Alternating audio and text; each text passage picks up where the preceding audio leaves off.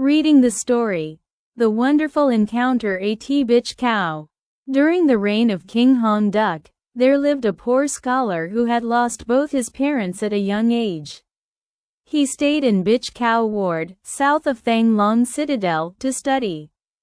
Although he had not yet passed any official examinations, he was known for his literary talent, and people respectfully called him Tu Win. One spring day, Nok Ho Pagoda held the Vojia festival. Devout men and women from the capital and nearby regions gathered in great numbers. Tu Win also joined the festival, hoping to meet the woman of his dreams. He wandered around happily until evening and then sat beneath a banyan tree near the pagoda. Suddenly, a banyan leaf drifted down in front of him.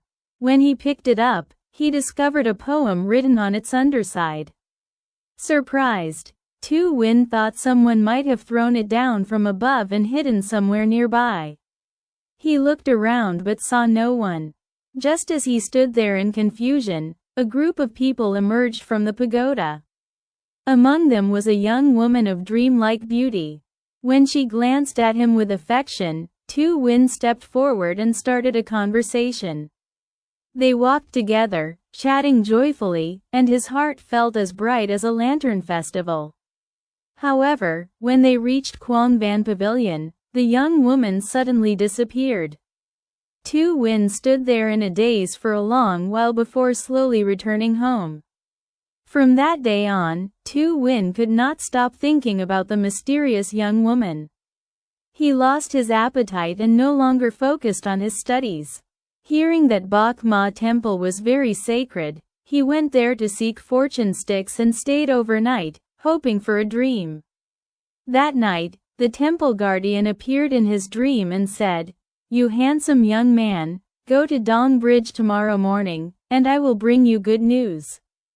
Tu Win was overjoyed, believing he might have the chance to meet the girl again. The next day, he went to Dong Bridge as promised, but waited for a long time without seeing anyone. Eventually, he met an old man selling paintings, who invited him to buy a portrait of a young lady. When Tu Win unrolled the painting, he was astonished. The woman in the painting looked exactly like the girl he had met before. Overwhelmed with joy, Tu Win bought the painting immediately without asking where it came from. Though he could not meet the real person, the image in the painting filled his heart with happiness. Wanting to look at her all the time, he hung the portrait beside his desk. Whether studying, drinking tea, or even eating meals, he would set out 2 bowls and 2 pairs of chopsticks, inviting the woman in the painting as if she were real. Whenever Tu Win gazed at the portrait with deep affection, he noticed that the woman seemed to gaze back at him just as tenderly. When he spoke gentle, romantic words to her, her cheeks even appeared to blush shyly. One day, when Tu Win returned from his studies, he found a meal already prepared on the table, far better than his usual simple food.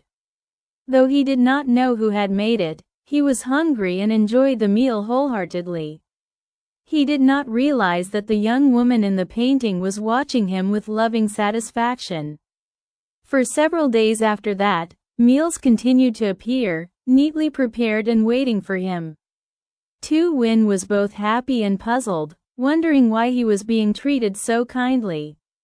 One day, he pretended to go to class, then quietly returned halfway and hid outside the door. Suddenly, he saw the woman step out of the painting, clean the house, and go into the kitchen to cook.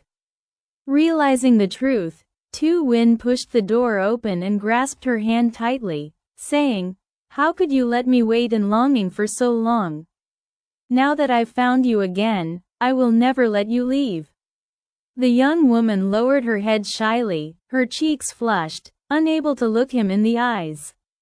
Knowing where she came from, Tu Win tore the painting off the wall and ripped it apart so she would have no place to return. Softly, she said, "How cruel you are. Since I have already come here, how could I dare disobey you?" She then revealed that she was a fairy named Jiang Qiu, destined by fate to be with him in the mortal world. Tu Wen felt happier than ever before and swore eternal love to her. The two were married, with her fellow fairies witnessing the ceremony. However, after marrying his beautiful wife, Tu Wen became careless and neglected his studies. He spent all his time enjoying her company, drinking wine, and indulging in fine food. Jiang Qiu tried many times to advise him, but he refused to change. 3 years passed, and Tu Wen never returned to his studies. Gradually, he became addicted to alcohol, drinking until he lost all sense, and sometimes even scolding his wife. Jiang Qiu was deeply hurt. Unable to endure it any longer, she waited patiently for the chance to return to heaven. One day, Tu Wen stumbled home drunk from a tavern. Jiang Qiu helped him to bed, and while he slept deeply, she quietly flew back to the heavens. When Tu Wen awoke sober and found her gone, he was filled with regret. For an entire month, he barely ate or slept, crying endlessly. Friends tried to console him, but nothing eased his sorrow. Ashamed of himself, he even wished to end his life. Just as he was about to hang himself, a gentle breeze carrying a familiar fragrance passed by. Jiang Qiu appeared and saved him. Filled with shame and joy, Tu Wen swore to give up drinking and devote himself to his studies. The couple was reunited and lived peacefully once again. Not long after, Jiang Qiu gave birth to a son who grew up exceptionally intelligent, remembering everything he learned. One night, 2 cranes descended from the sky to the courtyard to welcome the couple.